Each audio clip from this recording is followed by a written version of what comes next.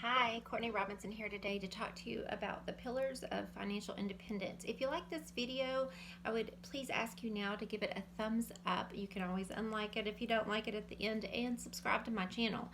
I don't do this for a living right now, it's just a hobby, but I want people to have this information because I feel passionate about helping others. So, financial independence, let's first of all define that, means that you will have enough money to live on without ever having to work again. That could be from Social Security, a pension, it could be from your investments, it could be from some kind of passive type income that you have coming in, which I don't really like that word passive because most things do take some work, but like Airbnb or a rental, things like that, royalties from books or stuff like that. So, first of all, I have been on the financial independence journey since I was 47. I didn't know about the FIRE movement before that, but I've been on a personal finance journey pretty much my whole adult life. I have always been curious about it, and at 30, I knew that I wanted to retire at 55. What I didn't know is at 40 I would get divorced and I would end up marrying a man that was 12 years older than me, and that would lead me to really want to retire at 55 so that we could have some time to do things while he's still young enough to do them. So the first pillar of financial independence, there are 10 and I added one that is not listed. This comes from the Choose FI podcast and I will share that, is low cost housing. You must have a house that is well within your means. It doesn't matter if you're renting or buying. Obviously, buying is great if you're seeing it as an investment, if you're going to stay there. Like if you are young or you're renting, that's fine too. Your housing just needs to be low cost where it allows you not to spend so much of your housing. And in this market, I know that is really hard for some of you listening, but low cost housing. My husband and I ended up buying land. We had a large down payment saved. We saved for quite a few years while we were dating. He did, and I did as well. We bought land and we built a smaller home on it, smaller in comparison to most people who own as much land as we do. We bought 40 acres of land that had grown up. It had been improved, but it was not improved when we bought it. We improved it by clearing it, cleaning it up. We didn't clear all of it, but we cleared the brush and stuff off of it. And we built less house than we could afford. So our house payment is actually less than the house I had before in town, in a more expensive subdivision. And we almost have it paid off. We borrowed only as much as we could afford and a little less actually. So ideally you want to keep your housing expenses at a quarter of your income or less. And if you have a house, you want to try to pay that off as quickly as possible, in my opinion. Not everyone agrees with that. Certainly, if you don't plan on staying there, you might reconsider that. Secondly is buying used cars. I'm just going to give you the general consensus in the financial independence community, and that is, and I will tell you that we do this, but not to a T. Actually, we're on the more frugal end of this. We buy cars for cash. We often have the cash in the bank saved up. Inside of our emergency fund, we have a year's worth of income, but we are comfortable with letting that get a little bit of lower because we use that money to buy cars when they come up. Right now, we don't need a car. My husband has a CRV and a truck, and we pay cash for both of those. He does want a better truck when he retires, and we are saving for that. The general consensus is to buy a car that is 5 to 10 years old for $10,000 to $15,000, pay cash, because most of the depreciation is off a car at 5 years. It is at its lowest point of having its full depreciation almost at 8 years. My car is 9 years old. I did buy it at 8 years. And at that point, you're spending less to own that vehicle.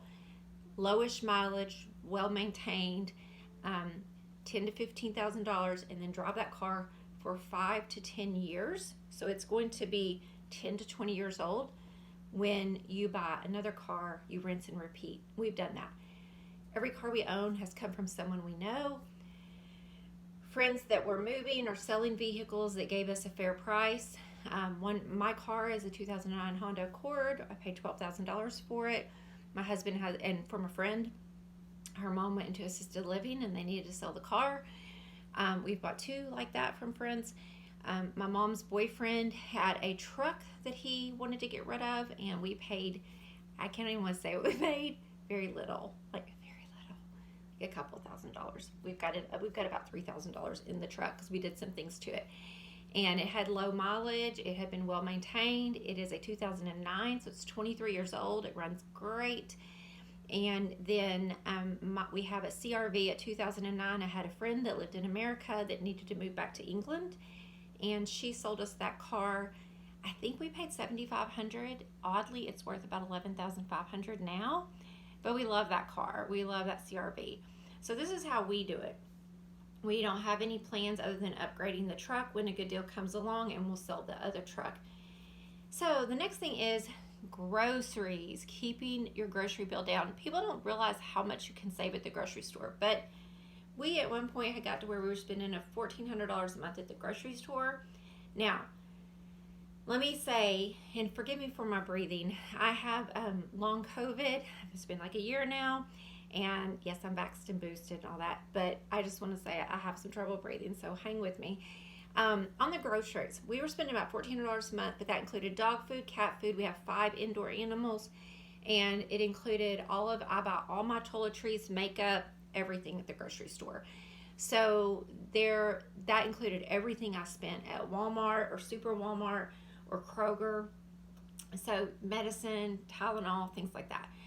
I have gotten that down to about $600 a month just by going to cash and being mindful and doing a little bit more meal planning.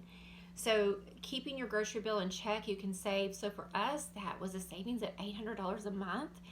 And the reason I've done that, and I don't really feel any different other than maybe we're eating healthier, is that we are trying to pay our house off in 4.5 years. And anywhere I can put that $800, I'd rather it go to get my house paid off or invest it for my future. Plus, we are plant-based, so we don't eat any meat or dairy. That saves a lot of money. We eat a lot of beans, rice, potatoes, vegetables, oatmeal. My husband eats cereal quite a bit, but we like the clean Cheerios or bran flakes. The next one is optimize your taxes. And what that means, let's say that you make $70,000 a year, and you and your spouse, or you and your partner, well, spouse if you're married, if you're not married, it'd be different, and you put $14,000, and you're going to say you're 51 years old each, you put $14,000, and so then you're only going to make, if you make $70,000 and you put $14,000 in IRAs, after 50, I believe you can put $7,000 in, that would leave you with $56,000 to pay taxes on.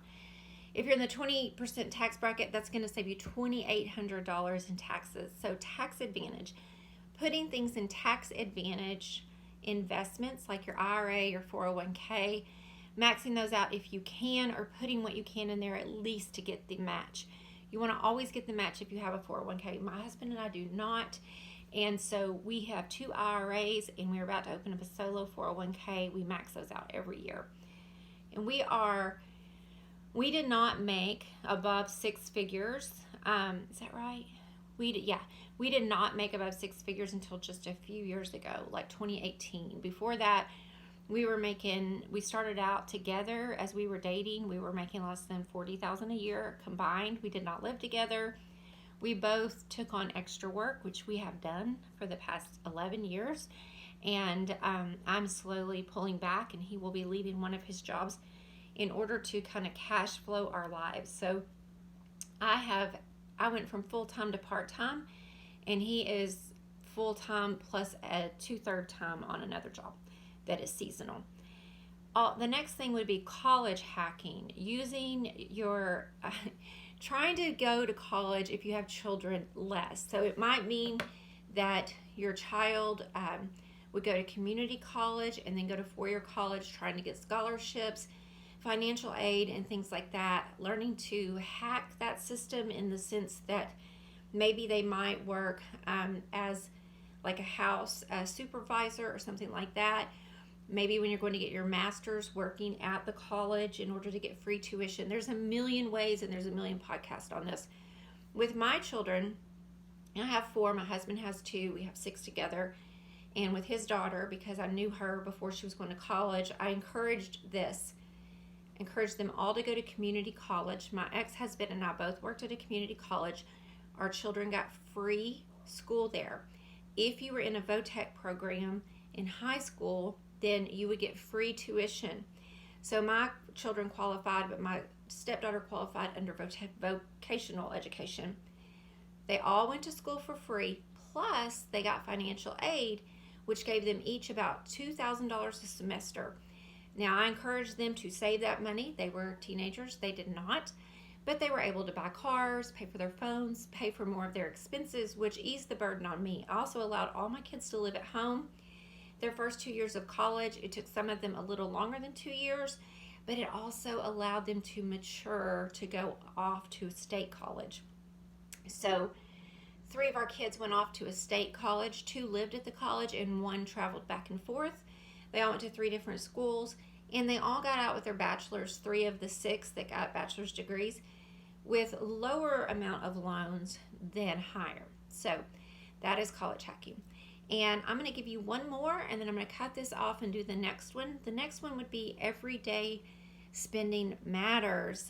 So this is not in the pillars of FI generally, but it is talked about, and I call it the latte factor. A lot of people think the latte factor doesn't matter, and there's a lot of guilt and shame that comes with it when we talk about it. It is not about doing without. It's about budgeting for those things. If you are in debt and you are not saving for your future, but you are going out to eat every day and getting a coffee, and let's say even 5 days a week, and that adds up to $25 a day.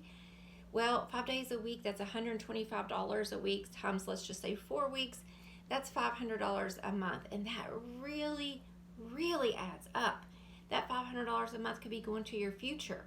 So let's say that you really value having that coffee, and you really value eating out. So you spend $125 a week. Maybe you cut that down to $50, and you save the other $75. So it's not about doing without. It's about learning to have balance with that. And for me, quite frankly, I don't see the value in that. What I do see the value in is a date with my husband once or twice a week. We meet at a mid-range restaurant, and we have lunch once a week, and we have a date once a week. Sometimes that costs nothing. It's hiking. But if the weather is bad, we might go to an early matinee when the movie theater is pretty empty, especially during COVID. Right now, we haven't gone to the movies until Valentine's weekend. Nobody was there at 10:30 in the morning. So we're talking a $30 date. And that is really valuable to us. So we spend money on things we value, but we save and invest first. And little things matter. And I'm going to do more videos on this in the future, but like getting, for women, your hair, or I guess men do this too, your hair, your nails, coloring, your beauty habits, your clothes shopping, the everyday spending, it really matters. And it doesn't mean that you can't do it. It just means that, like, if you, I'm talking to you people who have storage buildings, if you have a storage building full of stuff, you have to ask, and you probably don't even know what that stuff is, where did all that money go? And putting some of these habits in your life that allow you to save and invest really saves you so much money and clutter. Oh, you feel so lighter. So I just want to encourage you with that. I'm going to give you the next 5 pillars of financial independence in the next video. And thank you for being here. I appreciate it so much. I hope to learn more about video editing so I can make better videos in the future. Bye-bye.